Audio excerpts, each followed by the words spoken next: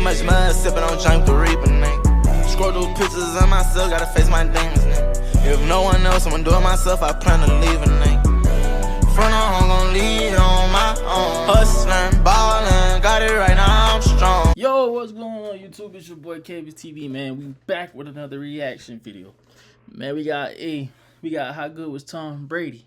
Actually, you know, we got Tom Brady, one of the greatest quarterbacks ever. I grew up watching Tom Brady, so you know, he was my generation of all-time quarterbacks. You know, by him, it was Peyton Manning. You had it was a lot of good quarterbacks, man. When I was growing up, Big Ben. There's a lot, man. I just can't think of them right now, but there's a lot of good quarterbacks, man. If you're new to this channel, man, make sure you like, comment, subscribe.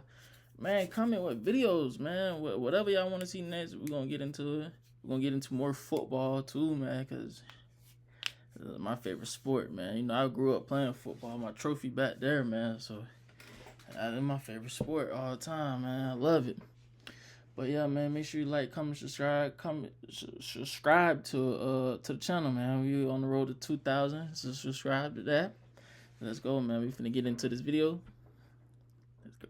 The greatest player in sports, and the quarterback is the most impactful position. He's the best football player to ever play football, ever.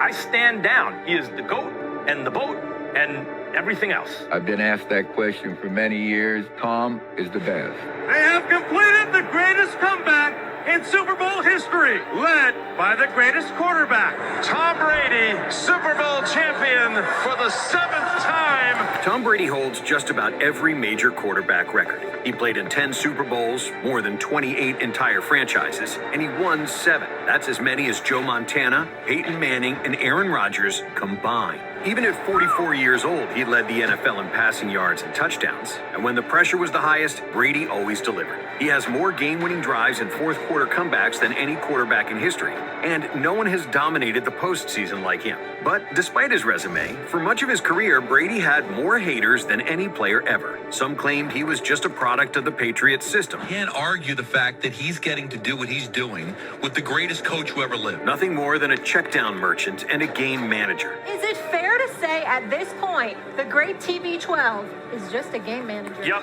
In fact, you could go back, Pete, before this point and say he's a game manager. Others couldn't stand how many controversial calls went his way, and the scandals Brady and the Patriots always seemed to be involved in. So, how good was Tom Brady actually? And is he really the greatest of all time? Let's go! Well, to find out, let's go back to Hunepero-Serra High School in the early 90s, when Brady almost gave up football entirely. See, Tom was a standout baseball player, a left-handed power hitter with a cannon for an arm. Tommy's throwing ability, he threw both balls great. He's one of the best catchers I've had at throwing the ball. But when it came to football, Brady wasn't exactly a star. He rode the bench for his first 2 years at Hunepero-Serra, serving as backup to a quarterback who wouldn't even play college football. And when he finally got his shot as a junior, he wasn't the most athletic guy on the field, or even the best quarterback in his conference.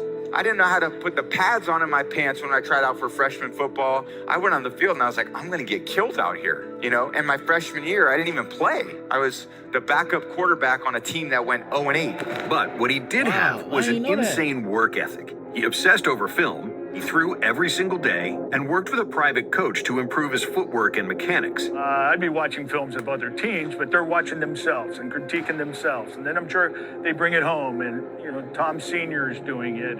Every Sunday we'd go to his house for lunch, me, him, and the other receivers. His mom would make us, sandwiches. We'd sit down and analyze the film. And by his senior year, he put up solid numbers, throwing for 2,121 yards and 20 touchdowns. But he still wasn't a can't-miss prospect. As a senior, that's how you know he really put in that grind. He put in that grind. He practiced, watched film. Brady put in that grind, man.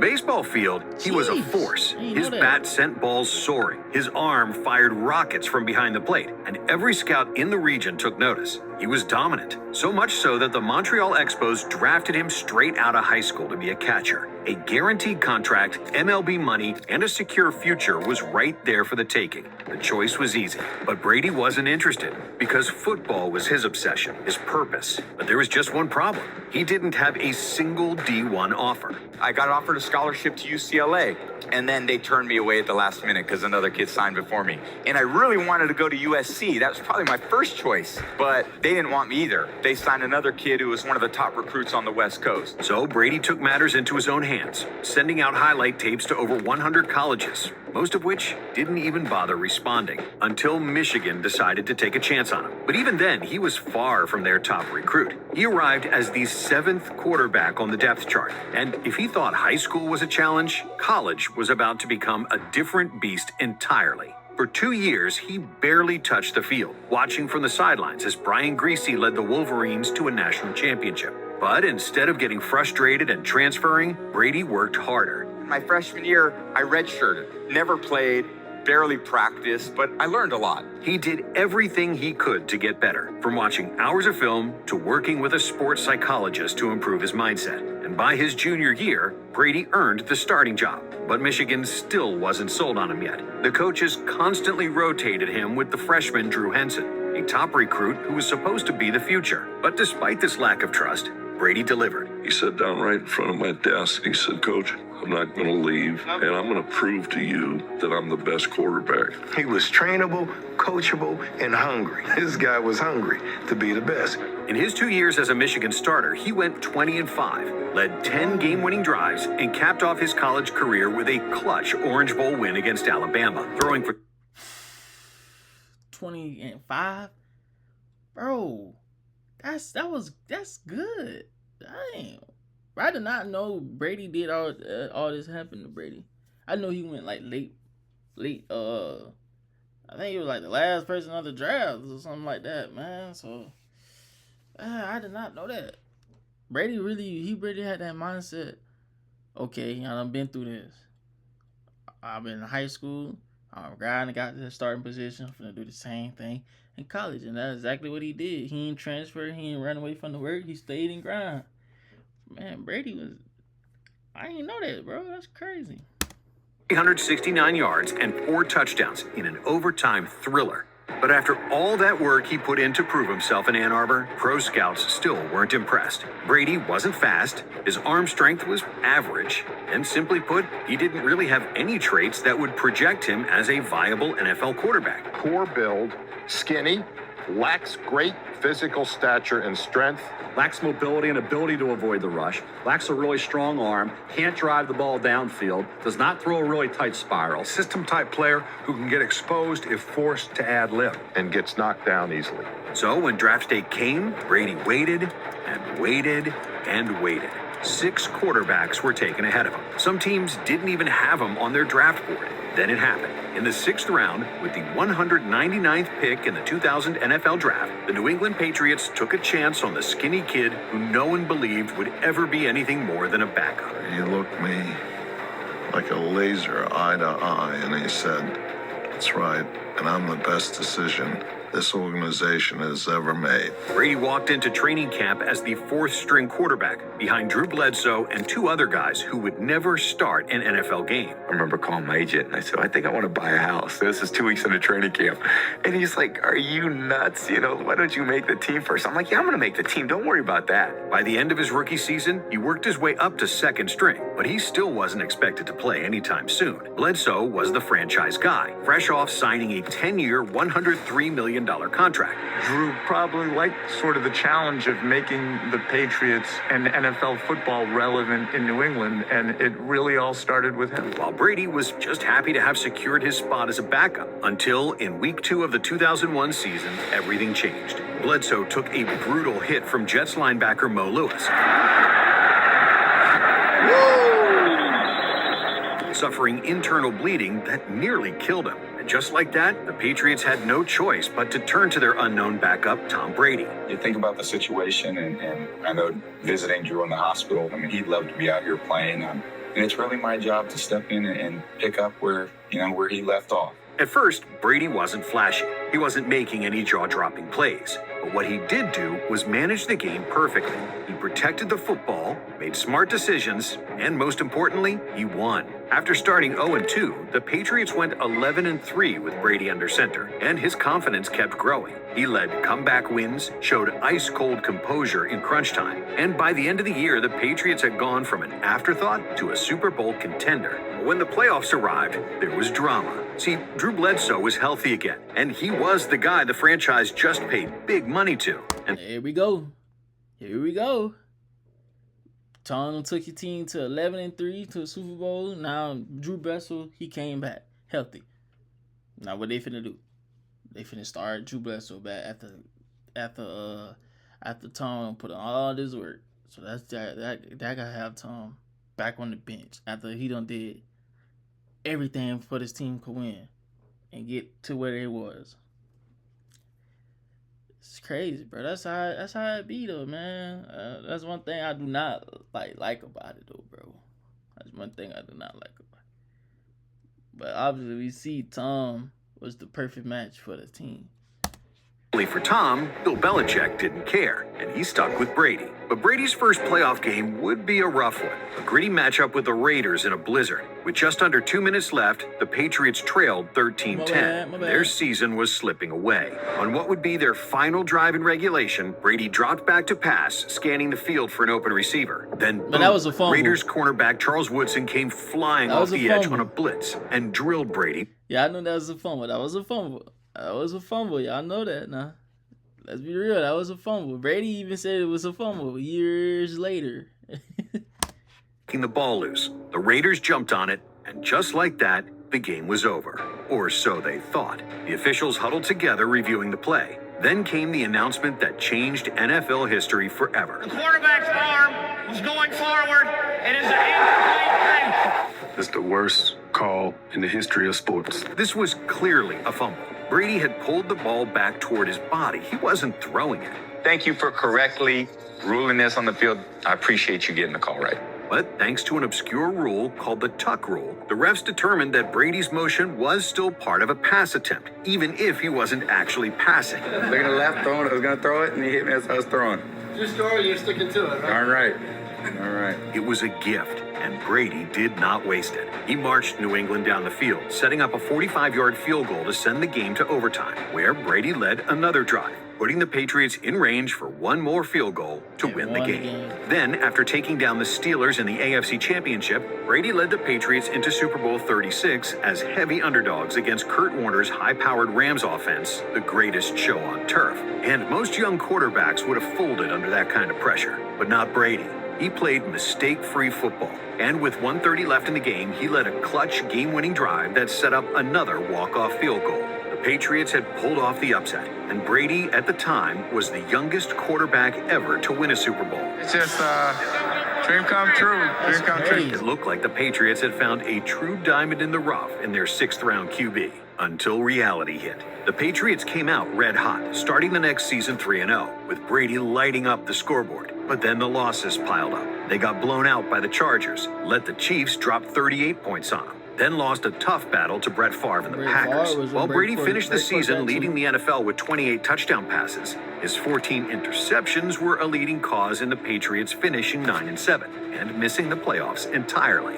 All of a sudden, the narrative shifted. Tom Brady isn't the future. The Patriots should have kept Drew Bledsoe, whom they had traded to Buffalo the offseason prior. And the New England Patriots are officially Brady's bunch. Drew Bledsoe is shuffling off to Buffalo. Brady was nothing more than a one-season wonder. That kind of gets me fired up because I'm thinking, what the hell do these people know? Then, to add insult to injury, to start the 2003 season, the Patriots took an absolute beatdown from none other than the Drew Bledsoe-led Bills. Brady threw 4 interceptions in the game as New England got embarrassed, 31-0. But then something clicked. By the end of the regular season, New England had gone 14-2. Then, in the final game of the year, they got revenge on the Bills with a 31-0 blowout of their own, securing the #1 seed in the AFC and entered the playoffs on a 12-game win streak. And Brady wasn't done. In the divisional round, they faced the Titans in one of the coldest games in NFL history. Wind chills hit -10 degrees, but that didn't stop Brady. He threw a touchdown pass to Bethel Johnson and led a crucial fourth-quarter drive, setting up a field goal to win 17-14. Then came the AFC Championship game, Tom Brady versus Peyton Manning. Brady had already beaten Manning in the regular season, but this was different. The stakes were higher, and Manning was playing at an MVP level. But the Patriots defense destroyed him, picking him off 4 times as the Patriots won 24-14, sending Brady. Man, I grew up watching them two quarterbacks. Them, Tom Brady, Brent Favre, Peyton Manning, Eli Manning. I grew up watching all them. Kurt Warner. I grew up watching all of them, man. Like, them was the best quarterbacks, bro. Like, some good quarterbacks. Man. That was some good games played. To his second Super Bowl in 3 years. Carolina's did everything they can to go out and try to knock the crap out of us. So it's going to be a tough battle. Facing the Carolina Panthers in Super Bowl 38, Brady started hot, throwing 2 touchdowns in the first half. But Carolina fought back, tying it up 29-29. But their big mistake was letting Brady have the ball with 1:08 left on the clock, and everyone in the stadium knew what was coming next. Tom marched the Patriots down the field, hitting Deion Branch for a huge gain, setting up another game-winning field goal. From 41 yards. Looks good. He had done it again. Brady finished with 354 yards and 3 touchdowns, earning his second Super Bowl MVP. The Patriots had officially arrived as the team to beat in the NFL. In 2004, they started the season off 6-0, setting an NFL record 21 straight wins before Big Ben and the Steelers broke the streak. And the Patriots finished the season 14-2 for a second straight year. But this time, there was one key difference. Running back Corey Dillon, who rushed for a franchise record 1,635 yards, taking some of the load off Brady. First up, in the playoffs, a rematch with Peyton Manning and the Colts. Brady didn't do much, but he didn't have to, because the defense completely shut down Manning again, holding the Colts' top-ranked offense to just 3 points, while Corey Dillon ran for 144 yards, and New England cruised to a 20-3 win. Next up, Pittsburgh. The Steelers had crushed the Patriots earlier in the season, breaking their win streak, and rookie Ben Roethlisberger hadn't lost a game all year. But this was the playoffs, where Brady proved time and time again that he was made for the moment. On the first drive, Brady threw a 60-yard bomb to Deion Branch for a touchdown. Then, right before halftime, he launched another deep ball, hitting Branch again to put the Patriots up 24-3, and the Steelers never recovered. Brady finished with 207 yards and 2 touchdowns, and the Patriots won 41-27. Sending them back to the Super Bowl for the second straight year. Their opponent was the Philadelphia Eagles, whose star receiver Terrell Owens was playing on a fractured leg. Roy grabbed me by my shoulder, pulled me down, and when I went down, I heard a pop. So surely that would slow him down. I have a Eagles Eagles jacket that my granddaddy gave me, man, because he was a big Eagles fan. Like, man, he was a big Eagles fan, man. I remember, like, I used to be right there next to him watching him, man. Oh, my God, bro. It was Donovan McNabb and Terrell Norris, man, they could not get along for nothing, too, bro. I remember that. They could not get along for nothing. Like, they hated each other. Down there about to fight. I think they still hate each other to this day. Right? Wrong. Philly came out swinging, and Owens torched the Patriots' defense for 122 yards, keeping the game tight in the first half. But in the second half, Brady took control.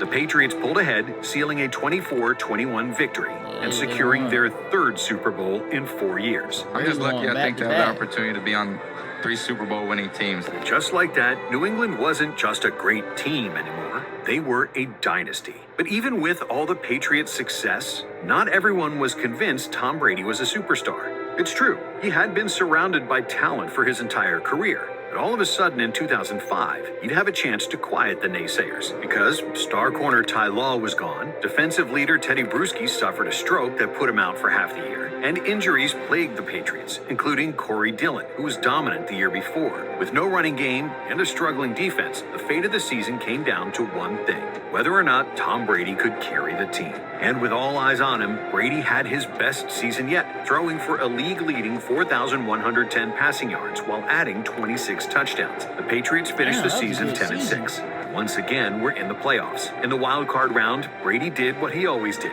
win. It was his 10th straight playoff win, the longest streak in NFL history. But in the divisional round, it all came crashing down as the Denver Broncos won 27-13, handing Brady his first ever playoff loss. And that loss gave the critics the fuel they needed, as the Brady being carried by his team narrative was now louder than ever. And things would not get any easier for Brady the next year. Star wide receiver Deion Branch, the Super Bowl 39 MVP, was traded. Wide receiver David Givens, Brady's most reliable red zone target, left in free agency. Receivers Bethel Johnson, Tim Dwight, and tight end Daniel Graham all gone. By week 1, Brady's receiving corps looked unrecognizable. His top wideouts were Rashae Caldwell and Jabbar Gaffney, 2 guys who would struggle to be wide receiver 3s on most teams. For the first time in his career, Brady didn't have any elite weapons. But once again, he put the team on his back, passing for 3,529 yards, 24 touchdowns, and leading the Patriots to a 12-4 record. Due to the lack of receiver talent, Brady had to spread the ball everywhere. In fact, his top receiver only had 760 yards. In the playoffs, Brady and the Pats took down the Jets, then went on to face NFL MVP LaDainian Tomlinson and the powerhouse 14-2 San Diego Chargers. The Chargers defense sacked Brady 4 times, and with 8 minutes left, New England was down 21-13, with their season hanging by a thread. But Brady did what he does best. On 4th and 5, with the game on the line, he fired a laser to Rashae Caldwell for a clutch first down. And a few plays later, he hit Caldwell again for a touchdown, then converted the game-tying 2-point conversion. And after a Chargers turnover, Brady set up the game-winning field goal, pulling off a 24-21 stunner. The Patriots had no business winning that game, but Brady's uncanny ability to be clutch in the toughest moments gave them the edge once again. I was walking off the field and I said to Teddy, I go, man, that was not easy. And he says to me, they never are, buddy. They never are. In the AFC Championship, Brady would face off against the man he had owned in the playoffs up to this point, Peyton Manning. And once again, New England dominated the first half, jumping out to a 21-3 lead. But this time, Manning and the Colts stormed back, taking the lead late in the 4th quarter. Brady had one last chance, down 38-34 with a minute left. This was his moment, but he came up short, throwing an interception on the final drive to seal the game. However, one thing was clear. Brady had overachieved with a roster that had no business making the AFC title game. You know, it's frustrating when it ends like this for all of us because I think the expectations are always a little bit higher. But I'm proud of the competitiveness that we showed. The critics were forced to eat their words, and the loss lit a fire in New England. They'd seen firsthand what happened when Brady didn't have weapons. So, that offseason, the Patriots made a decision that would change NFL history forever. They went out and got one of the greatest receivers of all time, Randy Moss. And they weren't done there. They signed slot receiver Wes Welker, then added Dante Stallworth, and drafted a young tight end, Ben Watson. Suddenly, Brady had the best supporting cast of his career, and it paid off big time. Man, Brady and Randy Moss, that was like Pittman and Jordan, man. That was a crazy. Like, man, I seen that, I couldn't believe my eyes, bro. I was like, wow. I was like, yeah, they was gonna get one, man. Brady wasn't just great in 2007, he was unstoppable. He threw for 4,806 passing yards, an NFL record at the time, 50 touchdowns, and won MVP while leading the Patriots to the first 16-0 regular season in history. But it wasn't just about the wins, it was about how they won. New England's offense was a machine, steamrolling opponents by an average margin of nearly 20 points per game. They led the league in scoring with a staggering 589 points, the most ever at the time. And Brady and Randy Moss rewrote the record books, with Moss hauling in an NFL record 23 touchdown receptions. It wasn't just the greatest regular season ever. It was a level of dominance the NFL had never seen before. And the scary part, they weren't done yet. In the divisional round against the Jags, Brady completed 26 of 28 passes in a clean win, before throwing 3 interceptions in a not-so-clean win against the Chargers. The Patriots were now 18-0, and they were one win away from history. And this Super Bowl matchup was the undefeated Patriots versus the underwhelming 5th-seed Giants. On paper, it was a mismatch. New England had set records all year, Brady had just won MVP. The Patriots were 14-point favorites. However, the game didn't go as planned for the Pats. The Giants knew they couldn't keep up in a shootout, so they made it a slugfest. But still, New England had a 14-10 lead late in the fourth quarter. And then, one of the craziest plays of all time happened. On 3rd and 5, Eli Manning was nearly sacked, but somehow escaped and launched a deep pass. Airs it out down the field. It is caught by Tyree. Moments later, the Giants scored, taking a 17-14 lead. Brady had one last shot with under a minute left, but he was unable to come through, and just like that, the perfect season was ruined. So Brady left that game with unfinished business, and he was determined to come back better than ever next season. Usually on the better side of those 3-point wins, but I just have to regroup and come back and try to make it stronger next year. But his dreams for the 08 season quickly became a nightmare, because in week 1, Brady tore his ACL and MCL. This game is bigger than any player that's ever played this game, and you realize how fortunate you are to be a part of it when you can't participate. So the last 2 games he played were a massive upset loss in the Super Bowl and a game where he suffered a season-ending injury. It was a new low. And now the question was whether or not he'd come back the same player. Well, we soon found out. Because in 2009, Brady played solid despite the missed time, even winning Comeback Player of the Year. But things were just off in New England. The Patriots finished 10-6, a win worse than the previous year with Matt Castle at QB. And after getting blown out in the playoffs, some wondered if Tom Brady's time in New England was coming to an end. He was now 33 years old, and 2010 was a contract year for him. But pressure always brought the best out of Brady, and he shocked the NFL. He kicked off the season with a bang, throwing for 258 yards and 3 touchdowns, and just never slowed down from there, finishing the year with a league-leading 36 touchdowns to just 4 interceptions, the lowest in the NFL. He looked dominant and took care of the football better than ever as he led the league with a 111 passer rating. Brady led the Patriots to a 14-2 record and captured his second NFL MVP award. Despite losing in the divisional round to the Jets, one thing was clear. Tom Brady's time in New England was far from finished, and that was all but confirmed when the Patriots gave him a record-breaking 4-year, $72 million contract extension. And then, the next season, everything clicked again. Brady was on fire, throwing for a ridiculous 5,235 yards, becoming one of the few quarterbacks in history to cross the 5,000-yard mark. He led the Patriots to a 13-3 record, torching defenses all season and setting up another Super Bowl appearance. And this time, he had a shot at redemption against Eli Manning and the New York Giants. The Patriots looked like they were in control, holding a 17-9 lead in the fourth quarter. But then it started slipping away. The Giants cut the lead to 17-15, and with just over 3 minutes left, they mounted a game-winning drive. A crucial 38-yard catch by Mario Manningham put New York in position, and just like in 2007, the Patriots defense couldn't get the stop they needed. New England let the Giants score a late touchdown to get the ball back with under a minute left, giving Brady one final shot at a miracle. But his Hail Mary fell incomplete in the end zone, and just like that, the Giants had stunned the Pats again. And then just a year later, the Patriots found themselves in a similar situation, with a 13-7 lead at halftime in the AFC Championship against the Ravens. But Joe Flacco completely took over the second half, as Baltimore outscored New England 21-0 in the final 2 quarters. All of a sudden, Brady went from one of the most clutch players of all time to an aging quarterback who some doubted could get the job done anymore. And after another season of playoff disappointment, the Patriots dynasty was on the verge of collapse. Number 1 receiver Wes Welker left in free agency. Tight end Aaron Hernandez was arrested and out of the NFL, and Rob Gronkowski was recovering from multiple surgeries. So once again, the fate of the Patriots was set on the shoulders of their 36-year-old quarterback in 2013. And once again, Tom Brady delivered. He led New England to another AFC championship,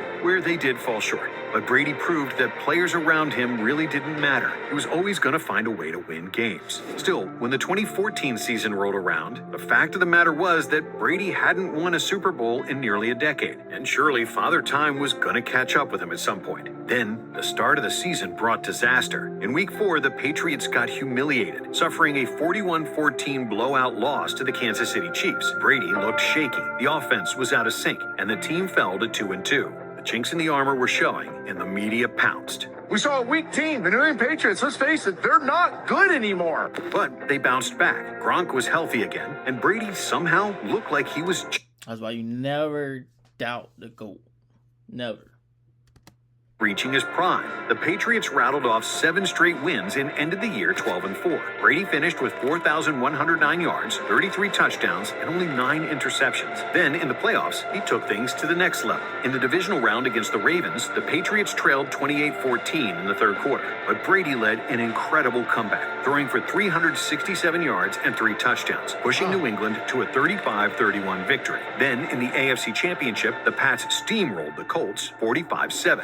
But then, controversy struck. The Deflategate cheating scandal that rocked the NFL. Did they deflate footballs during their championship game to gain a strategic advantage? After the game, reports surfaced that the Patriots footballs were underinflated, making it easier for the players to throw and catch. At no time was there any intent whatsoever to try to compromise the integrity of the game or to gain an advantage. What seemed like a minor equipment issue quickly spiraled into one of the biggest scandals in NFL history, known as Deflategate. At halftime, officials found that 11 of the 12 Patriots footballs were below the legal air pressure limit. But as the investigation... Man, I seen this. I said, no, they got Tom, man. I was like, man, free Tom. Cause I'm thinking they was finna get Tom out of there. I was thinking like, yeah, he's done with the NFL. I was like, man, free Tom, man. went underway, Brady was busy playing in the Super Bowl against one of the most dominant defenses ever, the Legion of Boom. And for 3 quarters, Seattle controlled the game, taking a 24-14 lead. I'm not going to lie. I was so pissed off I got down Seattle, man. I was so mad because I was like, bro, ain't no way they made that dumb call. As soon as Marshawn Lynch brought him down to the 1, they gonna get right there and throw an interception. I was like, Russell Wilson, what is you doing? Bro, I was like that was the most dumbest thing ever, bro. Like, I was like, bro, they really just got there to the 1. Game on the line. They could have, game over with. He throws a pick right there to cause the game. I was like, bro, that was the most stupidest thing ever, bro.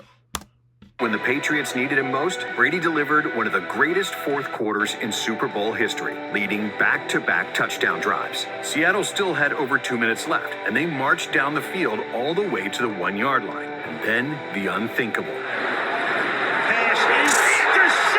The Patriots were Super Bowl champs, and Tom Brady had captured his 4th Super Bowl ring. But not without drama, because in 2015, Tom Brady was supposed to serve a suspension for the Deflategate scandal, but it got overturned. And the NFL's appeal won't stop him from playing in their first regular season game. And Brady didn't waste his opportunity, leading the Patriots to a dominant 10-0 start. He threw for 4,700 yards, 36 touchdowns, and finished 2nd in MVP voting, proving that at age 38, he was still among the NFL's elite quarterbacks. However, injuries to key players like Julian Edelman and Rob Gronkowski led the Patriots to fall short in the AFC Championship against the Broncos. But even worse, Deflategate came back to light after the NFL's $20 million investigation found that it was more probable than not that the Patriots staff intentionally deflated the balls and that Brady was generally aware. So he was forced to serve a 4-game suspension. A federal appeals court has ruled that New England Patriots quarterback Tom Brady must serve a 4-game suspension, which ended up being a mistake for the rest of the league because Brady and the Patriots used the suspension as motivation, taking on an us-against-the-world mindset.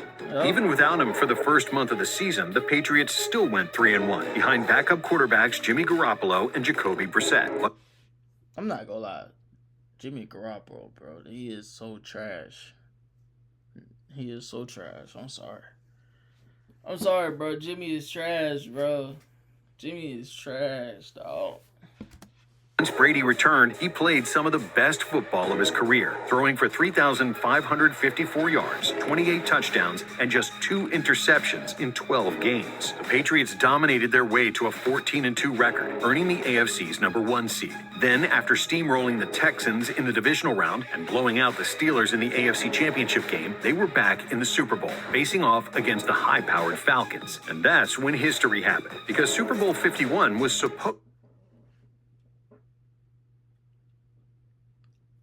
I seen that, bro. I say, yeah, that made Tom like one of the greatest quarterbacks ever, bro. Cause like ain't no way they was getting shut out, bro. They was getting blown. Bro, I seen that. I said, yeah, Tom, one of the greatest quarterbacks ever, dog.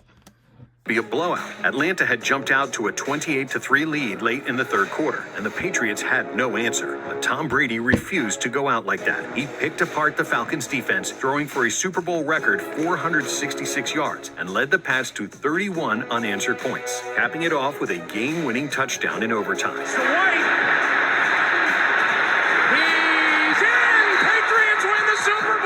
Brady had just pulled off the greatest comeback in Super Bowl history, earning his 5th ring, his 4th Super Bowl MVP, and cementing his spot amongst the greatest to ever play. First Super Bowl I ever covered was January 18th of 1976. All these games I've seen since then, I've never seen anything like that game. It would have been easy for Brady to call it a career then and there. He was approaching 40 years old and really had nothing more to prove. Plus, behind the scenes, a power struggle was brewing. Bill Belichick was reportedly ready to move on from Brady, favoring his hand-picked successor, Jimmy Garoppolo. But team owner Robert Kraft stepped in, refusing to trade the team's greatest player ever, which was a decision that didn't sit well with the legendary coach.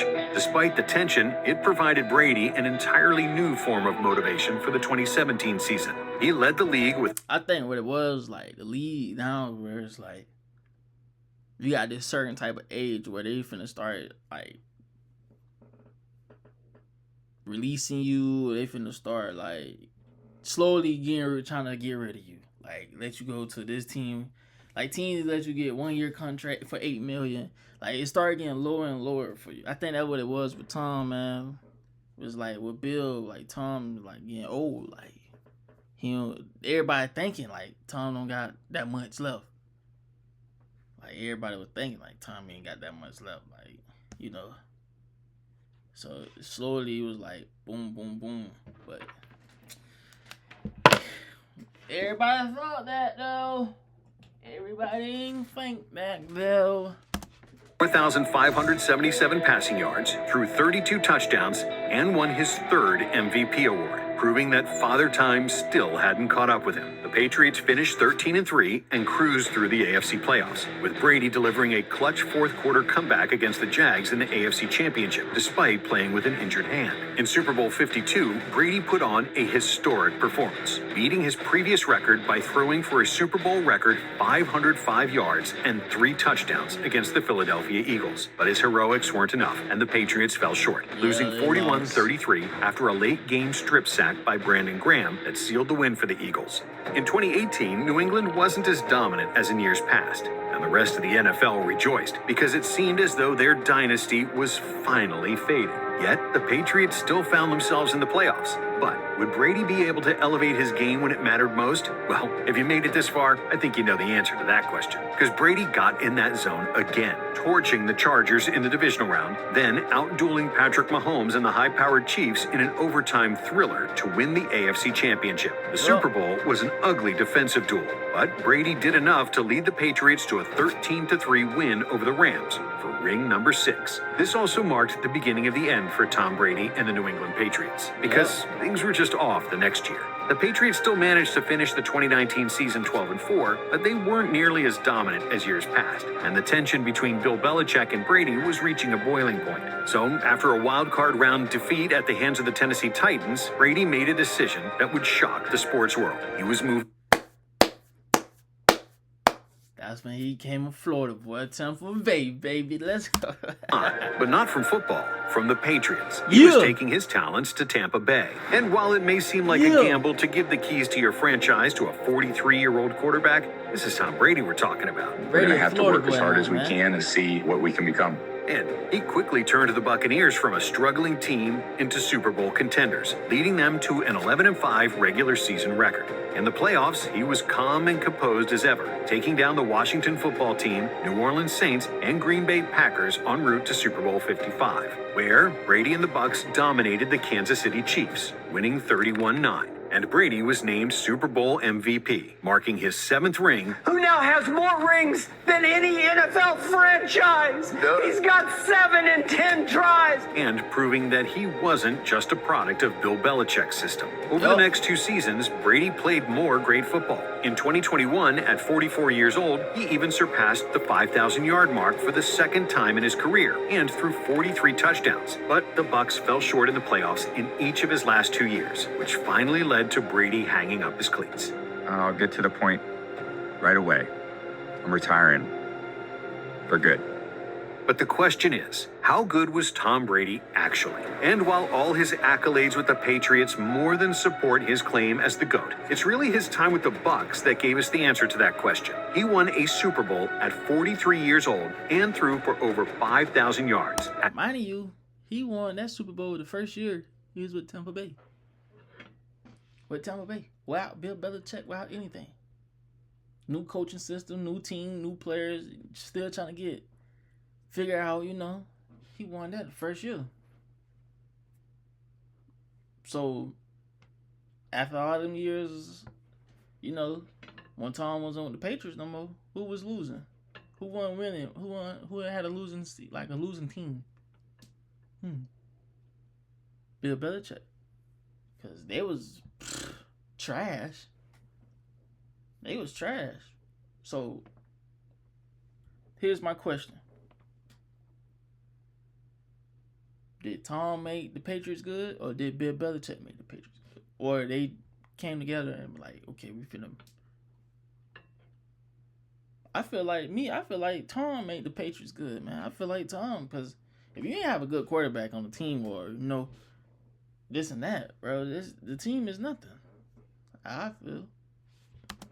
44. That's because Brady was never the flashiest or the most physically gifted quarterback. He dominated with his mind, his precision, his unrelenting pursuit of greatness, and a clutch gene that we'll likely never see again. He was an incredible leader who spearheaded the greatest dynasty in history, then went and turned another team into a Super Bowl contender overnight. He has all the records, sure. 89,214 career passing yards, 649 touchdown passes, 15 Pro Bowl appearances, to name a few.